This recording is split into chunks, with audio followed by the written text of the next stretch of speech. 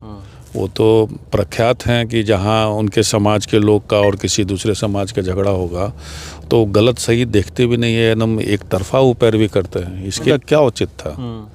हम तो उनको देखते थे लालू जी के सामने हाथ जोड़ के या हाथ पीछे करके खड़ा ही रहते थे और लालू जी हमेशा उनसे इज्जत से बात किए। तो वो तो खुद ही चुनाव लड़े हैं और माले से राजनीति शुरुआत किए जदयू के, फिर जदयू भी उनको अपने पार्टी के लायक नहीं समझा, टिकट नहीं दिया उनको पिछले बार, तब नीतीश जी के खिलाफ वो कितनी बात कहे, फिर इस पार्टी में। तो खैर अपना वो जानते, लेकिन व्यक्तिगत आरोप बिना जाने नहीं करना चाहिए। वो सीनियर लीडर है, उनसे तो हम लोग बहुत चीज़ सीखने का सोचते हैं कि भाई पॉलिसी निकालनी चाहिए सरकार को कि युवा को किस तरह हम दूसरे दिशा की ओर मोड़ सके या काम दे सके ताकि वो क्राइम में नहीं आए। तो सरकार फेलियर है इस मामले में। उसकी सारी तैयारी हो गई है। मुख्यमंत्री जी का प्रोग्राम होने वाला है भोजपुर ज़िला में, तो हो सकता है मतलब कि यहाँ के प्रशासन चाहेंगे कि उनके कि जो टी बन रहा है उस टी को जो है टॉप को हम लोग स्ट्रेट हाईवे में कन्वर्ट करने। बहुत अच्छा है। और शाहपुर विधानसभा क्षेत्र काफ़ी आगे, मतलब शाहपुर विधानसभा में 3 फरवरी की हत्या हुई थी, उसमें पुलिस बहुत जल्द उद्भेदन कर दी और ये देखा गया है कि उसमें सबसे ज़्यादा जो अपराध किया गया है, जो हत्या किए हैं वो युवा हैं। देखिए, सबसे पहले तो जो अपराधी पकड़े गए हैं भोजपुर पुलिस के जो कप्तान हैं वो बधाई के पात्र हैं और उनके द्वारा बनाई गई जो टीम गठित की गई थी वो सभी लोग बधाई के पात्र हैं कि ताकि जल्द से जल्द 48 घंटे के करीब आके इसको उद्भेदन कर दिया। और जिन लोगों का नाम आया है उसमें ये देखने को मिला है कि सब कम उम्र के हैं और उनका रिश्ता इस इलाके से भी रहा है। और ये भी पता चला है कि जो पुलिस कप्तान ने अपने प्रेस में जो बात रखी है कि इन लोगों के ऊपर कोई पुराना आपराधिक रिकॉर्ड भी नहीं है, मतलब पहली बार इन लोग ये काम कर रहे हैं पुलिस के नज़र में जो बता रहे हैं। और जो मेन शूटर है शायद वो पहले शराब के कोई केस में जेल में गए थे उत्तर प्रदेश में। अब ये बड़ा आश्चर्य की बात है कि पहली बार कोई घटना घटते हैं और इतनी बड़ी घटना को अंजाम देते हैं। ये बहुत कठिन समय है। आने वाले युवाओं को किस तरह पुलिस हैंडल करे, क्योंकि डे बाय डे लगता है कि इनके पकड़ाने के बाद कि अब क्राइम नहीं होगा, लेकिन फिर 2 दिन के बाद सुनने में आता है फिर कहीं घटना घट गई, फिर 2 दिन के बाद आता है। ये निरंतर एक चलने वाली एक क्राइम होने वाली एक क्या कहेंगे होते निरंतर होते रह रहा है। अब हमको लगता है कि इसका सरकार किस तरह हैंडल करते हैं। बेरोजगारी के चलते लोग जो हैं ये सब गलत स्टेप उठाते हैं कि ताकि अपना जो सुख सुविधा के जो सामान है, जो समाज में गैर बराबरी है, उसको कैसे मेंटेन करे, उस चक्कर में लड़के सब फंस जा रहे हैं, ये सब गलत रास्तों में चले जा रहे हैं। तो मतलब कमियां किसकी है जो बेरोजगारी बढ़ी है, केंद्र सरकार या फिर राज्य सरकार? देखिए, पॉपुलेशन इतनी बढ़ गई है देश की, तो उसको रोज़गार किस तरह देंगी और सरकार इसमें फेल नज़र आ रही है। मान लीजिए आप देखिए ना, एक बीपीएससी का एग्ज़ाम होता है तो लाखों लड़के एग्ज़ाम देते हैं, 5 लाख 6 लाख 7 लाख फॉर्म भरते हैं और वैकेंसी आपकी कितनी है? 20,000 25,000 15,000 यही वैकेंसी है।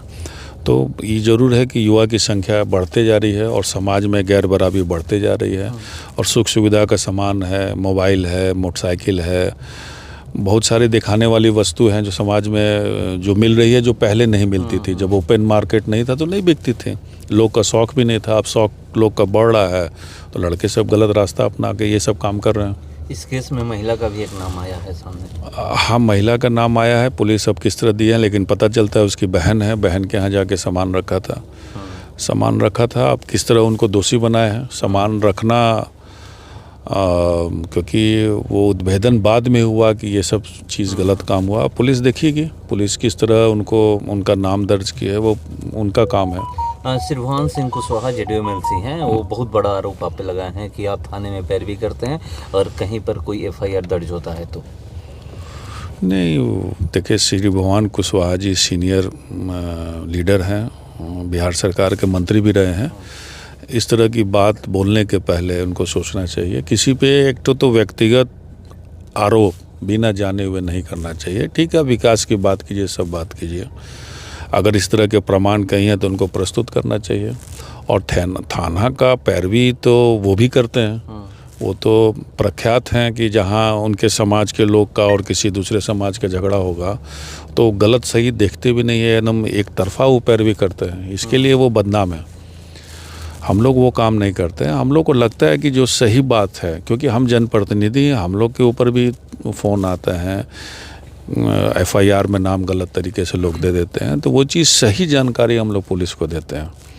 या कुछ इस तरह की बात लगती है, किसी के फादर का नाम ऐड कर दिया गया है, बेटा अगर मान लीजिए है तो फादर का नाम दे दिया गया है, फिर भी जो FIR दर्ज करते हैं वो तो दर्ज हो ही जाता है। पुलिस अपने इन्वेस्टिगेशन में लगता है कि वो उनका नाम गलत है तो निकालते हैं। तो ये इन्वेस्टिगेशन के बाद भी तो नाम निकलते हैं, क्योंकि FIR दर्ज करना, कोई भी जाके दर्ज कर दिया, उसका सही है कि गलत है वो जांच होनी चाहिए। और सही में जिनके नाम, जैसे अभी जो अपराधी पकड़ाए हैं, अगर FIR वो उस घर वाले करते, अब सोचिए किन किन लोगों पे करते। आप सोच लिए, हो सकता है उनके परिवार की पुरानी दुश्मनी रही है, उन लोगों का नाम आता, इसीलिए पूरे गांव और समाज के चिंतित है आखिर वो व्यक्ति कौन है। अब देखिए ऐसे लोग पकड़ाए जिनके बारे में आदमी सोच भी नहीं सकता था। तो इसीलिए जो FIR में अगर लगता है कि गलत है तो मेरा काम है, हम लोगों का काम है उनको कान तक सूचना दे देना। बहुत लोगों को लगता है तो पुलिस भी सही मानती है, बहुत लोग नहीं मानती है। उनकी जाति की बात करें, मगर ये खोल कर बोल रहे हैं कि जहाँ पर यादव का नाम होता है वहाँ पर आप पैरवी करते हैं। ये तो उनकी मंशा है, वो अपना सोचते होंगे, लेकिन श्री भगवान कुशवाहा जी जो पैरवी कर रहे हैं तो खुद राजद के पार्टी से वो खुद चुनाव लड़े हैं। आप लोग साक्षात में या इंटरव्यू लेते हैं, पूछना चाहिए था कि इतने अगर लालू जी खराब थे तो उनकी पार्टी से संसदीय चुनाव लड़ने का क्या औचित्य था।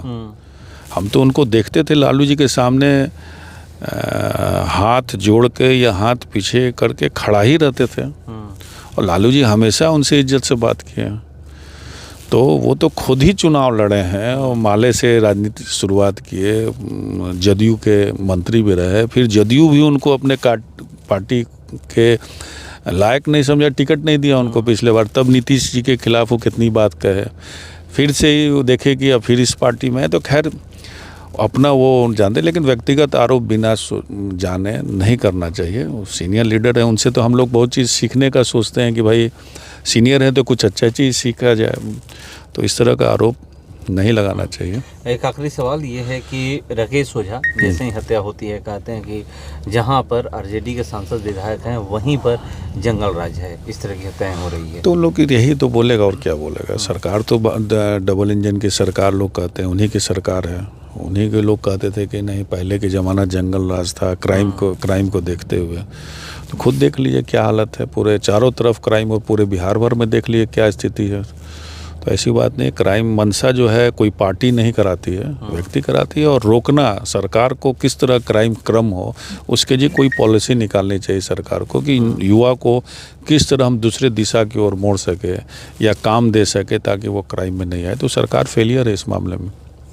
जहाँ एक तरफ आप कह रहे हैं कि जो युवा है रोजगार के अभाव में जो है गलत कदम चुन रहे हैं और अपराध के दुनिया में कदम बढ़ा रहे हैं, वहीं MLC श्री भगवान सिंह कुशवाहा है, वो कह रहे हैं कि हमारी जो सरकार है युवाओं को रोजगार मेला लगाकर रोजगार दे रही है, उद्यमी योजना के तहत पैसे दे रही है रोजगार करने के लिए। ठीक है, अपने पार्टी का वो प्रचार कर रही हैं, लेकिन रोजगार की बात तो तेजस्वी जी ही शुरू की है। उसके पहले मुख्यमंत्री जी का कोई भी रोजगार से कोई भी वादा उनका नहीं था। ये तेजस्वी जी के बनने के बाद ही ये रोजगार का मेला और फाइल निकलना शुरू हुआ, डिपार्टमेंट में कहाँ का वैकेंसी, उस आधार पे 3 लाख नौकरियां दी गई, तब से ये चला हुआ है। रोजगार को हम लोगों को उठाया हुआ मुद्दा है, तो वो ठीक है। अपनी बात मुख्यमंत्री जी की तारीफ़ में, सरकार के तारीफ़ में बोले, उसमें कोई बुराई नहीं है, लेकिन ये मुद्दा हम ही लोग को उठाया हुआ है, तब बाध्य होकर सरकार इस मामले में बात को रख रही है। जमैनिया कटान को लेकर के जो अभी भी आज भी वहाँ के जो मतलब पीड़ित परिवार के लोग हैं वो इंतज़ार कर रहे हैं कब हमें ज़मीन मिलेगा, कब हमें घर मिलेगा। ये सबकी सूची बन चुकी है, 64 आदमी के करीब सूची बनी है जिनका मकान में चला गया है, तो सबकी सूची बन गई। हमको लगता है कि उसकी सारी तैयारी हो गई है। मुख्यमंत्री जी का प्रोग्राम होने वाला है भोजपुर ज़िला में, तो हो सकता है मतलब कि यहाँ के प्रशासन चाहेंगे कि उनके द्वारा वितरण हो या उनके द्वारा जो भी हो घोषणा हो, मुख्यमंत्री जी का प्रोग्राम है। 20 फरवरी को जो है उसमें हो सकता है घोषणा? हाँ बिल्कुल है, जहाँ तक पता तो लगा अपने जिनके हाथ से देंगे क्या? बिल्कुल, मान लिया कि अब सरकार उनकी है, जिला में आ रहे हैं तो अधिकारी भी चाहते हैं कि कुछ बढ़िया काम उनके हाथों के द्वारा हो, तो उसमें हमको लगता है कि जिनकी ज़मीन नहीं है उनको वहाँ उनको रसीद, ज़मीन का जो रसीद दिया जा सकता है, और जिनकी ज़मीन है और मकान चला गया है तो उनको कुछ जो मुआवजा मिलता है सरकार के द्वारा मकान बनाने, घर बनाने का, वो भी मिल सकता है। तो ये मुख्यमंत्री जी आने वाले हैं, हो सकता है ऐसी तैयारी कर रही होगी यहाँ के जिला जो प्रशासन है। बिहिया चौरास्ता पर देखा जाए तो सर्विस रोड की जो बातें कही जा रही थी वो अब चूँकि फाइल शायद बन गया है, काम भी लगने वाला है, जानकारी है कब से काम लगेगा? काम देखिए, अब ये अखबार के द्वारा देखिए स्टेट हाईवे है, स्टेट हाईवे बिहिया चौरास्ता से आपको गया हुआ है, लेकिन आप नेशनल हाईवे का जो पुराना नेशनल हाईवे है वो आप देखेंगे दोगरा गांव के आगे, और इस तरफ में उल्टे दिशा में जो है, इस जो बिहिया चौरास्ता से आप जब आते हैं बिहिया की तरफ से, तो लेफ़्ट हैंड साइड में जाके आपको नेशनल हाईवे को टच करता है। तो ये स्टेट हाईवे जो टी पॉइंट से स्टेट हाईवे है, तो स्टेट हाईवे को ही बढ़ा के जो नेशनल हाईवे का है इसी को स्टेट हाईवे बना देगा।